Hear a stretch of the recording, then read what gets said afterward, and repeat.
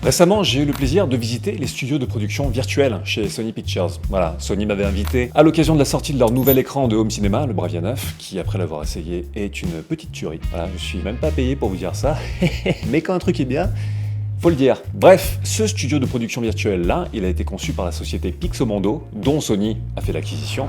Et vous savez, la production virtuelle, c'est cette technologie qui a été mise à la mode il y a quelques années par le Mandalorian. On projette des environnements en temps réel sur des écrans LED géants derrière les acteurs, ce qui permet aux équipes de filmer directement le résultat final. Voilà, en gros, c'est la version très moderne d'une technique très ancienne, la rétroprojection.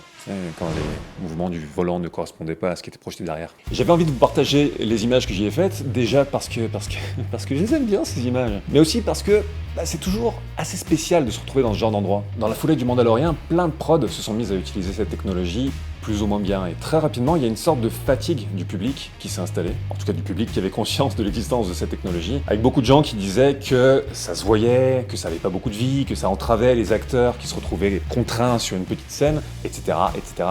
Mais c'est comme tout est technique en fait, il faut les utiliser d'une certaine manière pour que l'illusion fonctionne. Là, en l'occurrence, avec les bonnes focales, les bons angles, les bonnes idées de récit, etc. Bref, on en entend moins parler aujourd'hui parce qu'il n'y en a plus que pour l'IA. Mais cette technologie, elle est partout maintenant, utilisée bien plus finement par toutes sortes de productions et toutes sortes de choses que vous voyez, sans même en avoir conscience. Et vu la vitesse à laquelle vont les technologies, c'est quelque chose qui va devenir de plus en plus invisible.